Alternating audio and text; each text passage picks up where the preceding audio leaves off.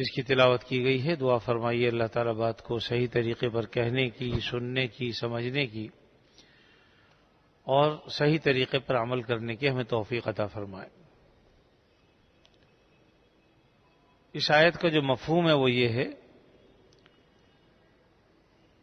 کہ اللہ تعالیٰ تمہیں حکم دیتے ہیں کہ تم لوگوں کی امانتیں ادا کر دو، ان تک پہنچا دو، اور جب فیصلہ کرو تو لوگوں کے درمیان انصاف سے فیصلہ کرو۔ اللہ تعالیٰ تمہیں بہترین نصیحت فرماتے ہیں۔ یہاں تو یہ بات فرمائی ہے، اور دوسری آیت ایک مقام پر ہے کہ وَلَا يَجْرِمَنَّكُمْ شَنَآنُ قَوْمٍ عَلَىٰ أَلَّا تَعْدِلُوا، کسی قوم کی دشمنی تمہیں اس بات پر نہ ابھارے کہ تم عدل و انصاف کو چھوڑ دو، یعنی عدل و انصاف کرو، چاہے وہ تمہارے دشمن کے خلاف ہو، گھر والوں کے خلاف ہو، جو بات بھی ہو عدل و انصاف سے کہو۔ ایسا نہ ہو کہ کسی کی دوستی یا دشمنی تمہیں عدل کرنے سے روکے، انصاف کرنے سے روکے۔ پہلی آیت جو میں نے تلاوت کی ہے، اصل میں اس کے تلاوت کرنے کا جو مطلب ہے اور مقصد ہے وہ یہ ہے کہ شریعت کا مزاج یہ ہے کہ ہم میں سے ہر شخص اپنے فرائض کو خوب اچھی طرح سے سمجھے اور دوسروں کے جو حقوق ہمارے ذمے ہیں ان حقوق کی ادائیگی امانت سمجھ کر ادا کرے۔ جس طرح اگر کوئی شخص کسی کے پاس امانت رکھواتا ہے تو دوسرا آدمی یہ سمجھتا ہے کہ یہ امانت مجھے واپس دینی ہے، اور جب بھی یہ مانگے گا میں دے دوں گا۔ اسی طریقے سے کوئی بھی چیز جو ہمارے پاس ہے اسے ہم امانت سمجھیں، اور لازمی بات ہے کہ اگر ہمیں دوسرے کے حق ادا کرنا ہے تو یہ حق کی ادائیگی بھی امانت۔ تو اس ادائیگی کے لیے کسی کو آپ کے پیچھے پیچھے بھاگنا نہ پڑے کہ مجھے میرا حق دو، بلکہ تم خود اپنے فریضے کو سمجھو اور سمجھ کر اس کا حق ادا کرو، نہ یہ کہ وہ تمہارے پیچھے پیچھے بھاگ رہا ہے۔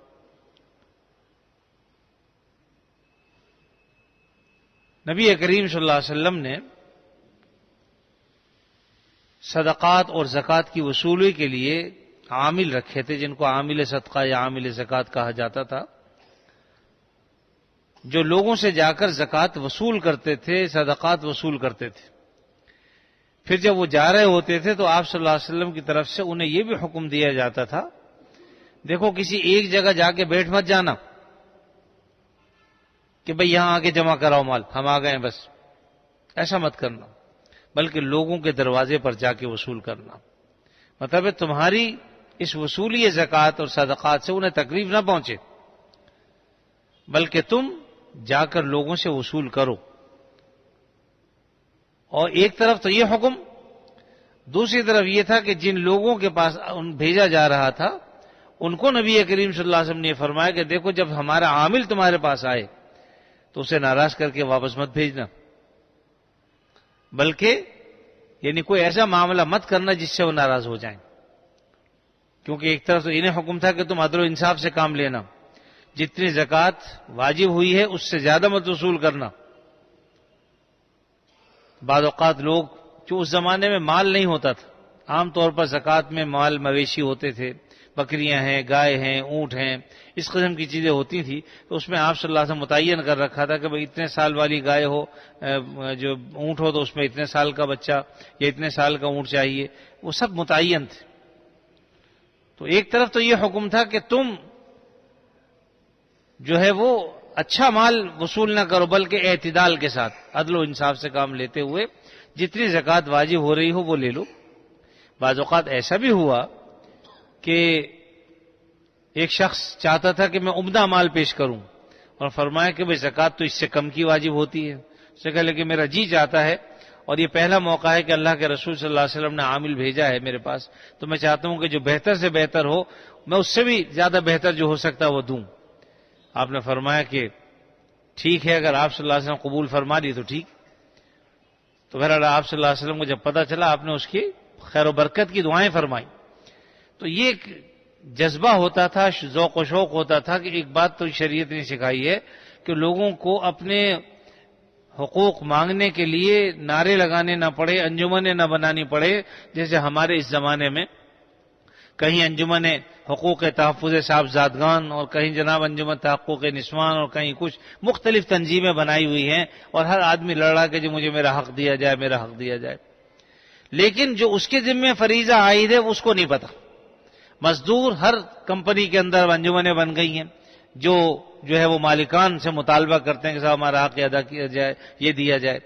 شریعت یہ کہتی ہے کہ بھئی ان کو مطالبہ کرنے کی ضرورت پیش نہ آئے، یعنی مالکان صحیح طریقے پر ان کو حقوق دیں اور یہ بھی اپنی ذمہ داری کے ساتھ کام کریں اور مالک کو فائدہ پہنچائیں، نہ یہ تکلیف دیں مالکان کو اور نہ مالکان مزدوروں کو تکلیف دیں۔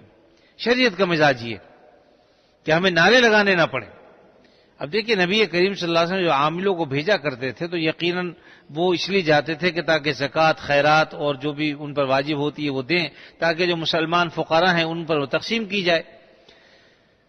تو آپ صلی اللہ علیہ وسلم کے اس عمل کے خلاف کبھی ایسا نہیں ہوا کہ لوگوں نے جلوس نکالے ہوں کہ صاحب یہ جو عاملین آ رہے ہیں ان سے ہمیں بچایا جائے، ہمارے حقوق کا تحفظ کیا جائے، نہیں، بلکہ ان کو یہ کہا گیا کہ دیکھو تم ظلم و زیادتی مت کرنا، اور ان سے یہ کہا گیا کہ بھئی جب آئے تو تم انہیں ناراض مت کرنا۔ دونوں طرف سے اعتدال قائم کیا۔ تو ہر شخص اگر اپنا اپنا حق، اپنا اپنا فرض صحیح طریقے پر ادا کرے گا تو پھر کوئی ضرورت نہیں ہے اس بات کی کہ لوگ جو ہے اس کے لیے جلوس نکالیں یا اس کے مطالبے کریں یا انہیں انجمنیں بنانے کی ضرورت پیش آئے، بلکہ ہر شخص اپنا جو ہے فریضہ صحیح طریقے پر ادا کرے۔ پھر مزدور کی جو ذمہ داری ہے وہ ادا کرے۔ پھر صرف یہی نہیں ہے، شوہر اور بیوی کا معاملہ ہے تو بیوی کے اوپر جو اللہ تعالیٰ نے حقوق رکھے ہیں شوہر کے، وہ بیوی ادا کرے، اور جو حقوق بیوی کے شوہر پر رکھے وہ شوہر ادا کرے۔ تو اگر بیوی اپنے حق ادا کر رہی ہے، شوہر اپنے حقوق ادا کر رہا ہے، تو کسی کو کسی سے لڑائی جھگڑے کی ضرورت پیش نہیں آتی۔ لڑائی جھگڑا اس وقت آتا ہے جب شوہر نے بیوی کے حقوق دبا رکھے ہوں یا بیوی شوہر کے حقوق کو پامال کر رہی ہو، اب یہاں سے لڑائی اور جھگڑا شروع ہوتا ہے۔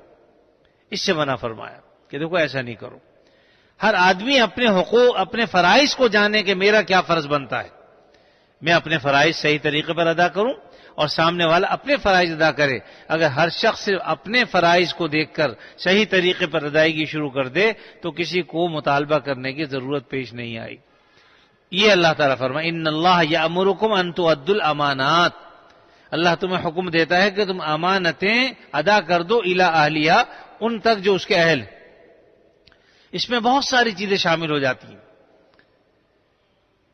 صحیح معنی میں یہ سمجھ لیجیے کہ یہ آیت ہے تو مختصر سی، لیکن اللہ تعالیٰ نے سمندر کو کوزے میں بند کر دیا، یوں سمجھ لیجیے۔ اب ملازمتیں ہیں، صحیح آدمی کو اس ملازمت پر رکھنا، یہ ملازمت بھی ایک امانت ہے کہ ایسے آدمی کو عہدہ دیا جائے جو اس کا اہل ہو، نااہل کو دے دینا یہ امانت میں خیانت۔ اسی طریقے سے عوامی رفاہی جو معاملات ہیں، یقیناً جو ادارے ہیں وہاں پر ایسے لوگوں کو بٹھا دینا کہ جو ان کا حق ادا نہ کر سکتے ہوں یا جنہیں اپنے فرائض کا ہی پتہ نہ ہو، تو ایسی صورت میں یقیناً یہ سب امانت میں خیانت۔ اپنی ملازمت صحیح طریقے پر ادا نہ کرنا، ڈیوٹی صحیح طریقے پر نہ دینا، یہ امانت میں خیانت ہے۔ آج ہم نے اس کو امانت میں خیانت سمجھنا ہی چھوڑ دیا۔ ہم سمجھتے ہیں بس امانت اس کا نام ہے کہ کسی نے ہمارے پاس پیسے رکھوائے اور جناب جب وہ مانگے دے دے، یہ امانت سمجھتے ہیں۔ بس اس کے علاوہ اب تو اس میں بھی خیانت ہے، لیکن جو باقی جو چیزیں ہیں ان کو امانت ہی نہیں سمجھتے۔ یاد رکھیے وقت بھی ایک امانت ہے۔ اگر ہم نے ہمارا یہ ڈیوٹی ٹائم ہے کہ بھئی 8 سے لے کے 12 تک ٹائم ہے، 8 سے 5 تک ٹائم ہے، تو یہ پورا کا پورا وقت صرف کرنا اور صحیح طریقے پر کام میں لگانا یہ ہماری ذمہ داری ہے۔ درمیان میں جو وقفہ ہے مثلا 1 سے 2 بجے کے درمیان اگر ٹائم ہے تو ٹھیک ہے، یہ وقت ہے آپ کے پاس، اور یہ اوقات رکھے بھی اس لیے جاتے ہیں کہ بھئی اس میں کھانا کھا لیں، نماز پڑھ لیں، اگر تھوڑا بہت آرام کرنا ہے تو کر لیں، اور باقی جب وقت ہو جائے تو اپنی ڈیوٹی پر حاضر ہو جائیں۔ آج بہت سے لوگوں کو جو شکایات ہوتی ہیں، بعض لوگ جو ہے وہ حق جب فریضہ ادا نہیں کرتے تو شکایت پیدا ہوتی ہے۔ بعض لوگ نماز پڑھنے گئے تو پتہ چلا 1 گھنٹے بعد آ رہے ہیں واپس۔ اب لازمی بات ہے مالکان کو شکایت ہو گئی، نماز 5 منٹ 10 منٹ 15 منٹ اس میں ادا ہو جاتی ہے۔ اب وہاں جا کے آدمی جو ہے وہ پتہ چلا بیٹھ گیا، کسی اور کام میں لگ گیا اور پہنچ رہا ہے 1 گھنٹے بعد، اب ہاں بھائی اتنی دیر میں آئے نماز پڑھنے کے بعد، اب لازم بات اس سے شکایت ہوگی پھر. تو اس لیے نماز میں بھی یہ ہے کہ جو سنتیں مؤکدہ ہیں، فرائض ہیں، پڑھ کر فوراً واپس جاؤ اور جا کر اپنے کام میں لگو. شریعت کسی کام سے روکتی نہیں ہے، اور شریعت نے ہر کام میں اعتدال کی تعلیم دی ہے. کہیں پر بھی زیادتی کرنے کا حکم شریعت نے نہیں دیا. اگر کوئی کرتا ہے تو اس کی اپنی زیادتی ہے، شریعت کی طرف سے ہرگز نہیں. اور دیکھیے حقوق کی بات آئی تو میں نے میاں بیوی کا بھی حوالہ دیا کہ دونوں ایک دوسرے کے حقوق ادا کریں، کیونکہ شریعت نے مرد کو قوام بنایا ہے، جس کا مطلب ہے نگران. نگران کا مطلب یہ ہے کہ فیصلہ تو اسی کا ہوگا، لیکن اللہ تعالیٰ نے گاڑی چلانے کے لیے ایک امیر ایک مامور. بلکہ حدیث میں آتا ہے کہ جب آدمی کہیں سفر کرے تو اسے چاہیے کہ لوگ اگر ہوں تو انہیں چاہیے ایک کو امیر بنا لے، بغیر امیر کے نہ چلے، اور پھر اس امیر کی اطاعت کرے. ہمارے حضرت مفتی شفیع صاحب رحمۃ اللہ علیہ فرماتے ہیں کہ ہم اپنے استاد حضرت مولانا اعزاز علی، جو استاد الادب کہلاتے تھے، شیخ الادب، ان کے ساتھ سفر میں کہیں نکلے، 1-2 ساتھی طالب علم اور بھی ہوں گے. جب اسٹیشن پر پہنچے تو استاد نے کہا کہ بھئی شرعی حکم یہ ہے کہ ہم جب سفر میں ہوں تو ایک کو امیر بنا لیں تاکہ سفر جو ہے اس کی اطاعت میں کیا جائے. تو شاگردوں نے کہا کہ حضرت امیر تو بنا بنایا موجود ہے، ہمیں امیر بنانے کی ضرورت نہیں ہے، یعنی آپ ہی ہمارے امیر ہیں جب استاد ہیں. تو انہوں نے فرمایا کہ دیکھ لو بھئی، امیر کا مطلب تمہیں پتا ہے اطاعت کرنا ہے اصل امیر کی، اور اطاعت کی خلاف ورزی نہ ہو. اگر تم بات مانو تب تو ٹھیک ہے میں امیر بنتا ہوں، منع نہیں. انہوں نے کہا بالکل ضرور مانیں گے. تو فرماتے ہیں کہ جب گاڑی آئی تو حضرت نے سامان اپنے ہاتھوں میں لیا، کچھ سر پہ رکھوایا اور کہا کہ بس میں اٹھاؤں گا، تم بس پیچھے پیچھے آ جاؤ میرے. اب امیر کا مطلب ہمارے یہاں تو اور ہے، ہمارے یہاں تو حکم چلانے والے کو امیر کہتے ہیں جی. جو حکم بیٹھ کر چلائے اس کو کہتے ہیں امیر صاحب. لیکن شریعت میں ایسا نہیں ہے. امیر شریعت میں کس کو کہتے ہیں؟ سید امیر خادمہم،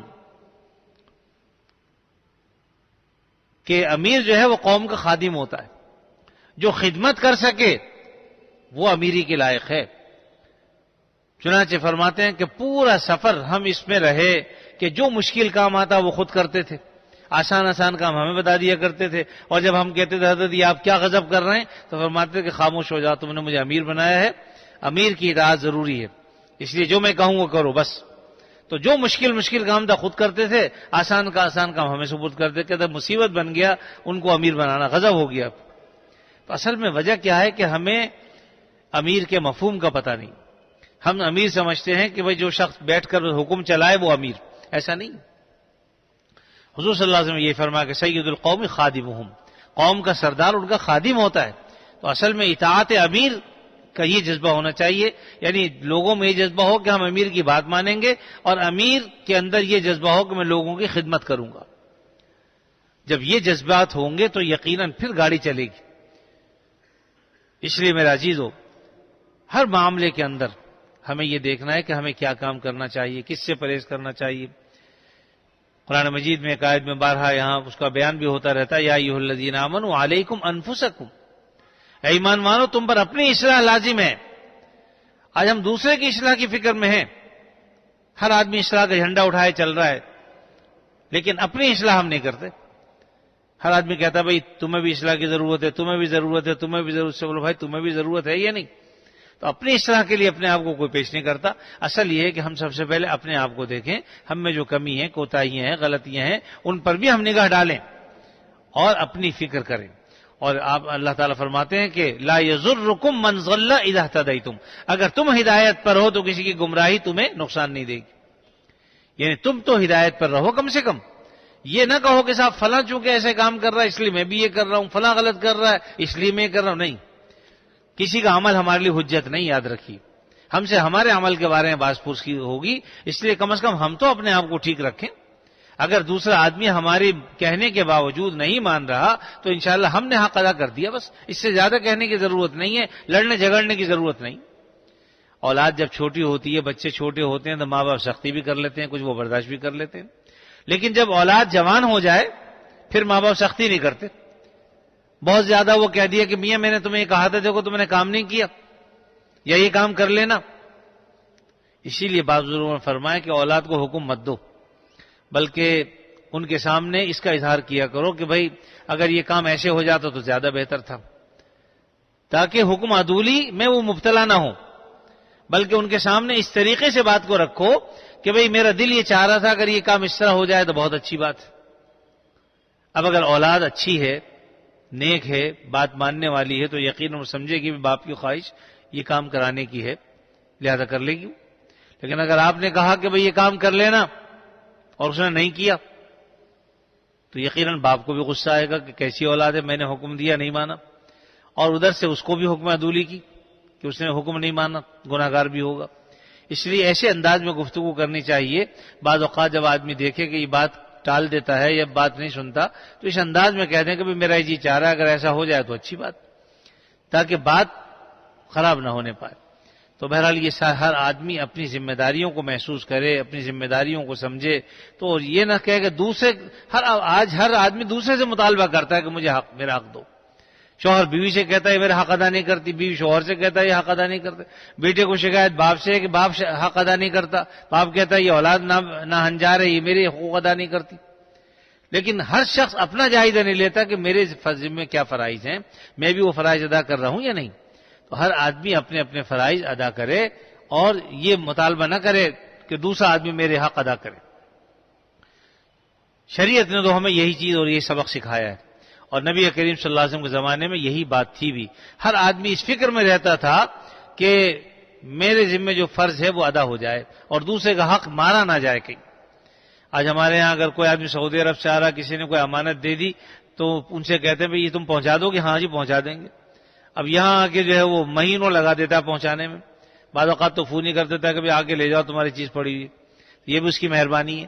لیکن اصل حکم یہی ہے کہ جب تم امانت لائے ہو اتنی دور سے تو یہاں سے اس کے گھر پہنچا دو، زیادہ اچھی بات. تو اس لیے میرا عزیز، جب ہم کسی امانت کا یا تو بوجھ اٹھائیں نہیں اپنے ذمے، اور جب اٹھا لیا ہے تو پھر اس کو ادا کریں. الحمدللہ ایسے لوگ ہیں، بہرحال ایسا نہیں ہے کہ بالکل یہ دنیا اس سے خالی ہو گئی ہے. بہت سے لوگ ہیں ان چیزوں کو سمجھتے ہیں، اور وہ چھوٹی سی چیز بھی ہوتی ہے تو امانت وہ پہنچاتے ہیں لازمی طور پر، اور انہی لوگوں کی وجہ سے دنیا قائم بھی ہے. تو اس لیے میرا عزیز، بس ہم میں سے ہر شخص اپنے فرائض کو دیکھے، اپنے فرائض کو جانے، اور جو بھی ہم کام کر رہے ہیں یہ سمجھے میری ذمہ داریاں کیا ہیں. جب اپنی ذمہ داریاں معلوم ہو جائیں ان کی ادائیگی کی فکر میں لگ جائیے. ایک آدمی کہیں نوکری کرتا ہے تو یہ تو پوچھتا ہے نا کہ میری ذمہ داری کیا ہے، مجھے کیا کرنا ہوگا. اب جب پتہ چل گیا یہ کام تم نے انجام دینے ہیں، اب کسی کو شکایت نہیں ہونی چاہیے، اپنے کام پورے طریقے پر ادا کرو. آپ اگر نہیں کریں گے تو یقیناً ان سے شکایت ہوگی پھر. اس لیے ہر آدمی اپنی ذمہ داری کو دیکھے، اس کے ذمے جو فرائض ہیں ان کو دیکھے، دوسرے سے حق مانگنے کی فکر میں نہ لگے بلکہ اپنے فرائض کو ادا کرنے کی فکر کرے. البتہ اگر کوئی شخص فرائض میں کوتاہی کر رہا ہے تو اگر کوئی اس کا بڑا ہے، کوئی ناظم ہے، کوئی اور ہے، تو وہ اگر اس کی اس طرف توجہ دلاتا ہے تو یقیناً یہ کوئی ظلم کی بات نہیں، بلکہ یہ اس کا خیر خواہ ہے، ہمدرد ہے، جو اس کے کام کو بتا رہا ہے کہ تم سے ذمہ داری میں کوتاہی ہو رہی ہے ادائیگی میں، اس لیے تم اپنی ذمہ داریاں صحیح طریقے پر ادا کرو. تو بہرحال میرا عزیز ہو، اصل بات یہی ہے کہ ہم میں سے ہر شخص اپنی ذمہ داریوں کو محسوس کرے. اللہ اور رسول نے کچھ حقوق رکھے ہیں، اللہ کے بھی حق ہیں، اس کے رسول کے بھی حق ہیں، لوگوں کے بھی حقوق ہیں. ہم میں سے چاہیے ہر آدمی اپنی اپنی ذمہ داریوں کو نبھاتے ہوئے ان سارے معاملات کے اندر صحیح طریقے پر چلے اور اپنے فرائض کو انجام دے، تاکہ دوسرا آدمی بھی اس کے ذمہ جو اس کا حق ہے وہ بھی اس کو ادا کر دے، اور ہمیں ضرورت نہ پیش آئے کہ ہم دوسروں کے سامنے ذلیل و خوار ہوتے پھریں اور رسوا ہوتے پھریں، اپنا حق مانگتا پھریں. اللہ تعالیٰ اپنے فضل و کرم سے مجھے بھی اس کی توفیق عطا فرمائے، آپ کو بھی اور تمام مسلمانوں کو بھی. ابھی کچھ کتابیں تقسیم ہوں گی انشاءاللہ، تو وہ کتابیں لیتے جائیے گا. اور اصل ان کتابوں کے بانٹنے کا مطلب یہی ہوتا ہے کہ آپ حضرات اس کو پڑھیں، اس لیے کہ ہمارے یہاں کوئی سیاسی یا کوئی الٹی سیدھی کتابیں تو ہوتی نہیں، سیدھی قرآن و حدیث سے متعلق ہیں، نبی کریم صلی اللہ علیہ وسلم کی سنتیں ہیں، ان کو جو ہے وہ کتابی شکل میں دی گئی ہے، تو اس کا مطالعہ کیجیے. اسی طریقے سے آداب عشق رسول ہیں کہ نبی کریم صلی اللہ علیہ وسلم سے ہم جو عشق و محبت کرتے ہیں تو اس کا صحیح ادائیگی کا طریقہ کیا ہے، اس کو ان کتابوں میں بیان کیا گیا ہے. تو انشاءاللہ ابھی تقسیم ہوں گی، یہ کتاب آپ لے کے چلے جائیے. بھائی لے آؤ بھائی.